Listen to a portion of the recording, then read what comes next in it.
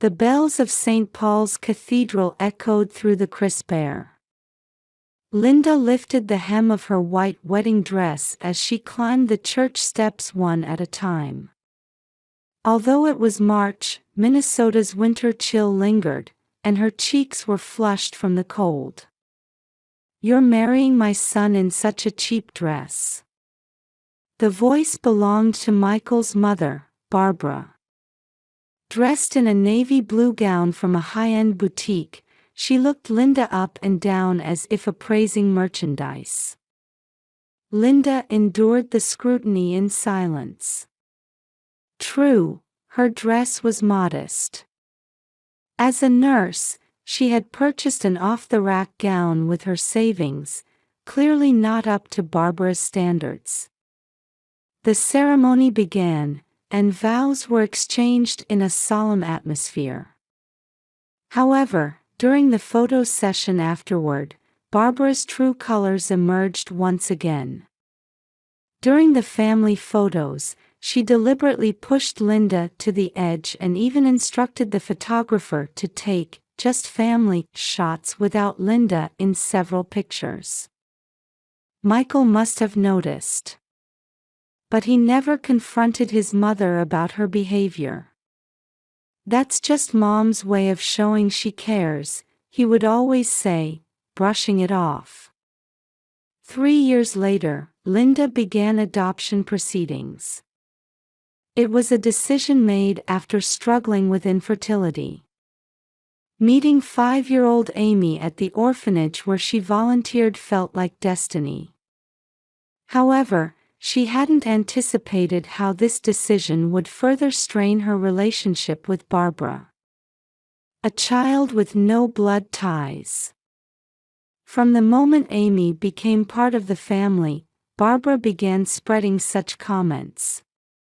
She didn't even show up at Regent's Hospital for the birth announcement. Instead, she sent a cold message. "Use Grace as her middle name." It was my mother's name. It was a one-sided demand. But when Michael said, "Please consider Mom's feelings," Linda swallowed her tears and agreed. That was their first major compromise.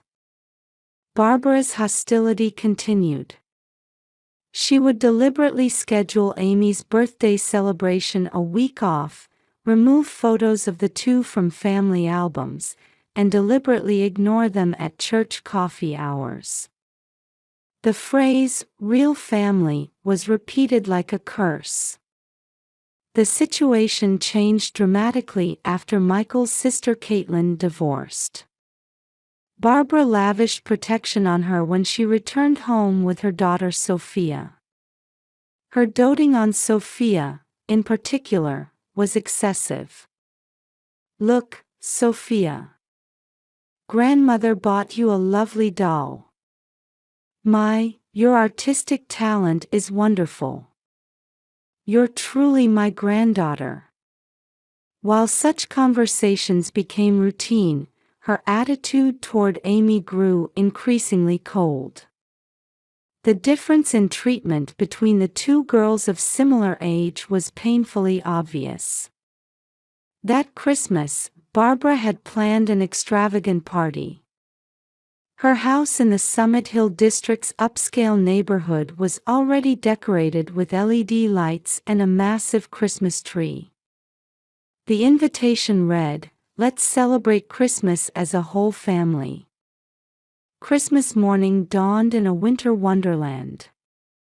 Amy stood by the window, breathing onto her small palms as she watched the falling snow. Wearing her new red North Face coat, her eyes sparkled with anticipation. "Grandmother's house will have wonderful presents, right?"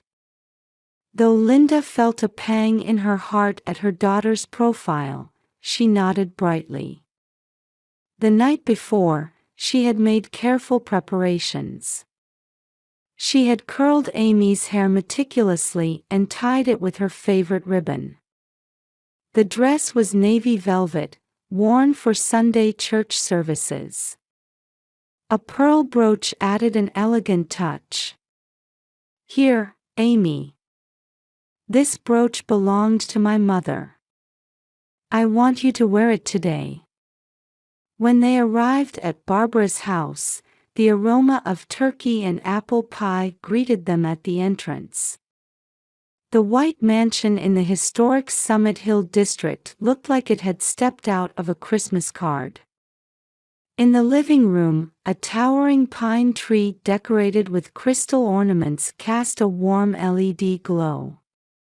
Family photos were arranged chronologically above the fireplace: wedding pictures, Sophia's birthday, last month's Thanksgiving.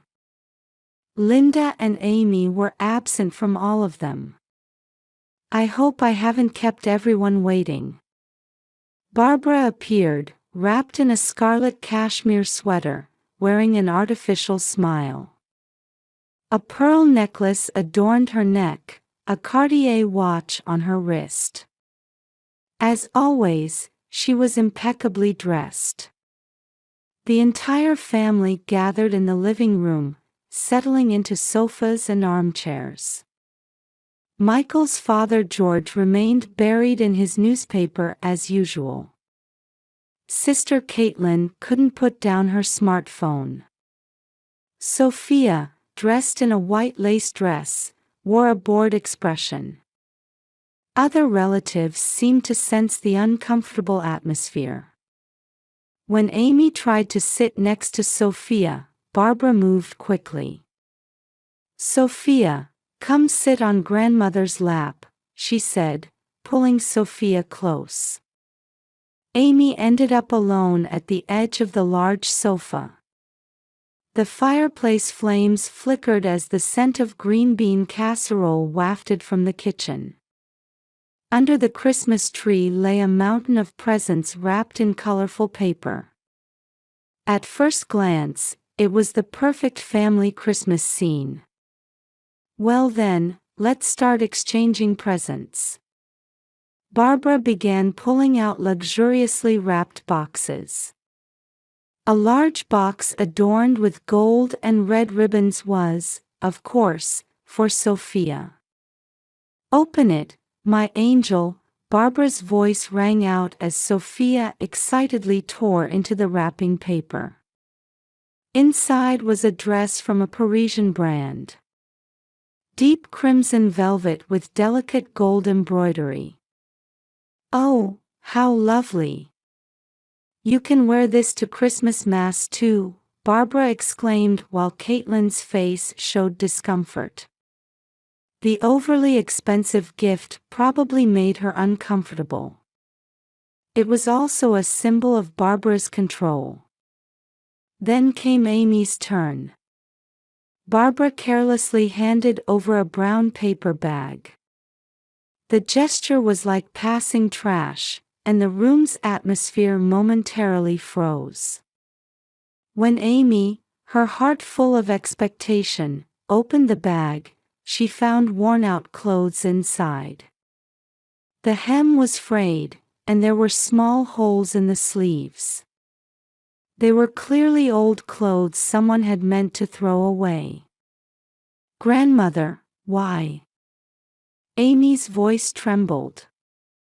The brooch inherited from Linda's mother caught the fireplace light, gleaming sadly. "You should be grateful for what you get." Barbara's voice dripped with coldness. Her eyes gleamed as if assured of victory. "What is the meaning of this?" Linda's voice was quiet but shaking with anger. Her hands gripped the sofa's armrest tightly. "Well, you're not real family, so this is only natural." Those words tore through the room's atmosphere. Large tears fell from Amy's eyes. Michael's face contorted with anger. Yet no words came from his mouth. Years of filial obedience still bound him, even at this moment. Linda slowly stood up. Taking Amy's cold hand gently, she quietly said, let's go home." Before heading to the door, Linda left Michael with brief words. "From now on, all financial support to your parents will stop." Those words carried the weight of 10 years of patience and all the pain leading up to this moment. The sound of the heavy door closing broke the silence. Outside, the snow continued to fall. Footprints were quickly buried in fresh snow, symbolizing the permanent severing of ties with this family. Back home, Linda held Amy for a long time. In the heated room, the girl's body gradually regained its warmth. "Mom, was I a bad girl?" At this question, Linda's heart shattered into pieces. She must have held her daughter there for at least an hour. The St. Paul Community Group's Facebook page had thousands of members. Linda took a deep breath and began posting. "Today, we experienced something heartbreaking." The text matter-of-factly described the events: the Christmas party incident, ongoing discrimination, and final parting. She attached photos: the torn clothes Amy received and the luxury dress given to Sophia. It concluded with the line, "This is happening within the same family." Within 10 minutes, comments flooded in. The reaction from church members was particularly strong. Sunday school teachers knew Amy's innocent smile well. Church members who had felt uncomfortable with Barbara's domineering attitude also sent messages of support one after another. Linda's phone began ringing an hour after the post. The caller ID showed Barbara. When she ignored the call, a message quickly arrived. "Delete that post immediately. You're damaging our reputation. This is defamation.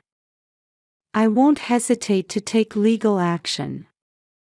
This will cause trouble for Michael too." However, the situation had already spiraled beyond Barbara's control. The post was quickly shared and spread to other community groups in the area. The next morning, a local newspaper journalist requested an interview. They wanted to write an article titled "Discrimination at Christmas." Linda politely declined. "This is our family matter. I don't intend to resolve it through the media." But Barbara's anxiety only grew. She desperately tried to contain the situation. "It's all a misunderstanding. I think of Amy as my own grandchild. Those clothes may be old, but they were precious to my mother. The dress for Sophia was special consideration for a grandchild hurt by divorce." These explanatory excuses only drew more criticism. Particularly, the phrase, "as my own grandchild," was criticized as revealing her discriminatory nature. Her position in the church rapidly deteriorated. During Sunday services, the seats around Barbara remained empty. Women's group members avoided eye contact with her. She was quietly removed from the Christmas Bazaar committee. A week later, Barbara requested a meeting with the church pastor. Perhaps it was her attempt at confession. However, even there, she couldn't acknowledge her fundamental mistakes. "I did the right thing. Blood ties are important, after all." The pastor sighed deeply before responding. "Barbara, you've lost sight of what love truly means. In God's eyes, blood ties don't matter. All children deserve to be loved equally." That night, Barbara cried for the first time. However, These weren't tears of remorse for her mistakes, but tears of fear and anger at seeing her position crumble. She desperately made phone calls to her son Michael, daughter Caitlin, relatives, church friends. But no one would listen to her side of the story. Meanwhile, support for Linda and Amy continued to grow. Church members invited them to meals and gave Christmas presents. The PTA president organized special classes on preventing discrimination. Amy's classmates' parents also offered kind words. About 2 weeks after the post, Barbara disappeared from church. Rumors said she was staying with her sister in Minneapolis. Thick curtains remained drawn at her mansion in Summit Hill. This incident left a lasting impact on the community. A support group for adoptive families was established, and the church began giving sermons on true family love. Many people recognized anew the importance of confronting discrimination and prejudice. Amy's emotional wounds didn't heal easily. However, supported by understanding and support from those around her, she gradually regained her smile. Linda prayed with her daughter every night. "Lord, what happened to us surely had meaning." It opened many people's hearts and made them think about true love. Michael spent all night in his home office, staring at his computer screen. He read through hundreds of comments on his wife's social media posts one by one. While many were filled with anger and sympathy, what struck him most was a comment from an old church friend. "Michael, you were always a kind boy. Remember what we learned together in Sunday school. Protecting those you love is a mission given by God." By sunrise, he had made his decision. He had caused Linda, who worked at Regions Hospital, grief many times. He had repeatedly hurt Amy's pure heart. And above all, he had abandoned his most important duty as a husband and father to protect his family. On his way to his parents' house, he stopped at the church. In the empty sanctuary, he prayed for a long time. The morning sun streaming through the stained glass seemed to shine in support of his resolve. When he arrived at Barbara and George's house, Caitlin was already there. She too looked like she had spent a sleepless night. "Mom, Dad. We need to talk." In the living room, gathered before his family, Michael began speaking quietly but firmly. "I've been a coward. I turned a blind eye to actions that hurt my wife and daughter, and sometimes even went along with them. But that ends now." Barbara tried to interrupt her son's words, but George stopped her. Perhaps the old gentleman was finally feeling his own responsibility for silently condoning his wife's behavior. "Amy is my daughter. Blood ties don't matter. She's precious family who came to us through God's guidance." At that moment, Caitlin stood up. "I have something to say too. Actually, I've always been uncomfortable with the excessive gifts for Sophia. I'm grateful for the support after my divorce. But using that to discriminate against Amy is absolutely unacceptable." Barbara's face turned pale. "Even you. I haven't done anything wrong. It's natural to cherish blood relatives." Just then, the doorbell rang. It was the church elders. Concerned about the gravity of the situation, they had come to mediate. One elder, Thomas Wilson, was also George's friend of 40 years. "Barbara, we've known each other for many years. I've always trusted your good judgment. However, this matter cannot be overlooked." The women's group president also appeared. She pulled out an envelope.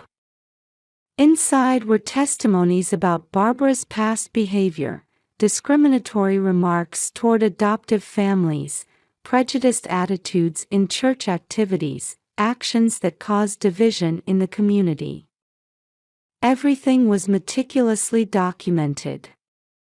These are testimonies collected over the past 5 years. We've been watching, hoping you would change. But Barbara collapsed into a chair. For the first time, her expression showed fear of her own actions. However, it wasn't true remorse, but rather anxiety about losing her social status. I. As Barbara stumbled over her words, George spoke harshly to her for the first time in their 40-year marriage. "Barbara, we were wrong. Especially me, as a husband who couldn't stop your behavior, I bear great responsibility. But we can still change now. Let's make amends with our remaining years." Those words changed the atmosphere in the room. George's resolve, after years of silence under Barbara's influence, encouraged the other family members. Caitlin spoke through tears. "Mom, I was wrong too. I allowed Sophia to become a tool for your affection. This can't be good for my daughter." Michael stood up and walked to the window. Outside, the midwinter sun was encouraging the snow to melt. "Everything changes from today. Financial support to our parents will be suspended for now. Instead, I propose counseling. We'll need professional help to heal this family's wounds." Barbara shook her head violently. "Counseling? I don't need it. I've only done what's right." At that moment, Sophia came downstairs.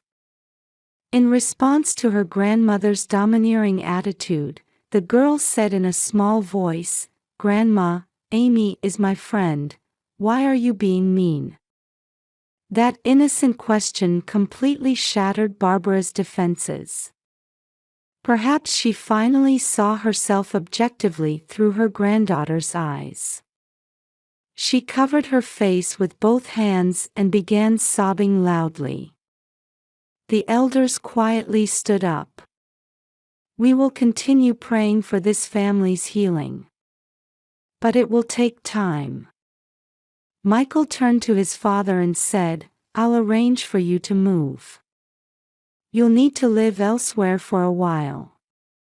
I've already arranged to borrow Aunt's house in Minneapolis." George nodded silently. In the old gentleman's eyes, alongside deep sadness, there was a light of new resolve. That evening, Michael returned home. While embracing Linda and Amy, he apologized for a long time. "I promise to protect you from now on. Family division is never desirable. However, sometimes it becomes a necessary step toward a new beginning. The path to true love and forgiveness is never smooth." Still, this family had taken their first step. Christmas, 1 year later. In their new home in the St. Paul's suburbs, Linda was cooking turkey. Through the kitchen window, she could see Amy and Sophia playing in the yard. The girls were rolling snowballs, trying to make a new snowman. "Mom, Grandpa's here." At Amy's call, Linda turned to see George's car pulling up to the front door. The old gentleman had regained much of his peaceful demeanor over the past year. Weekly counseling and quiet life in Minneapolis had changed him. The paper bag he offered with "Merry Christmas" contained 2 hand-knitted scarves. Barbara knitted them. She still doesn't have the courage to meet in person, but... Linda nodded silently. Her mother-in-law's change had been gradual. She had begun volunteering at a nursing home, and through encountering various family forms there, she had slowly opened her heart. Michael came out of his study and embraced his father. He too had changed greatly over the year. His resolve to protect his family had positively influenced his work. As a hospital administrator, he had begun working to create a more equitable workplace environment. "Dad, please tell Barbara we're ready to meet whenever she is." George's eyes moistened at Linda's words. Changes continued at St. Paul's Cathedral too. Regular study groups on diverse family forms were held, and a support group for adoptive families was established. Last year's Christmas incident had brought change to many people's hearts. The church women's group established new rules for Christmas gift exchanges. Under the principle of equal treatment for all children, gift price ranges were standardized, and discriminatory actions were strictly prohibited. Caitlin had found new hope in her post-divorce life. Free from her mother's control, she had begun building her own career. Sophia too was growing up in a healthier environment. "Hey Amy, want to join the choir with me for Sunday school?" Amy nodded happily at Sophia's invitation. The two had become as close as real sisters.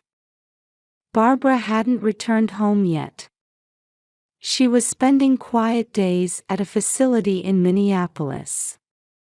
However, letters from her had started arriving.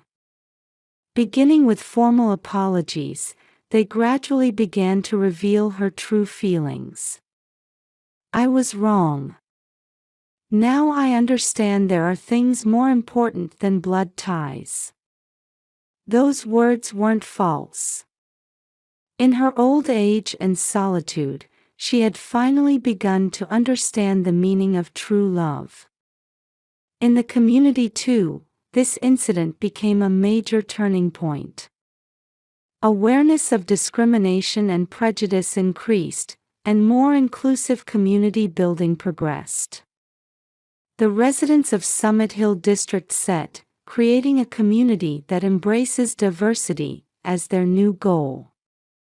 The family gathered around the Christmas dinner table: George, Michael, Linda, Amy, Caitlin, and Sophia. Barbara's knitted scarves lay on the table. "Let us say grace." At Michael's voice, everyone closed their eyes. "Lord, we thank you for this year's trials and lessons. You have taught us the true meaning of family. That it's not blood ties, but love that binds a family together." Amy squeezed her mother's hand. That small hand held genuine warmth. Outside the window, new snow had begun to fall. But this year's snow looked different from last year's.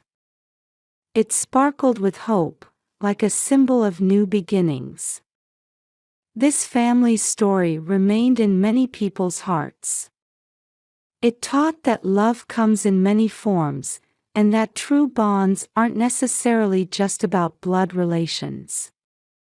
While it takes time to heal wounded hearts, with forgiveness and understanding, a path will surely open.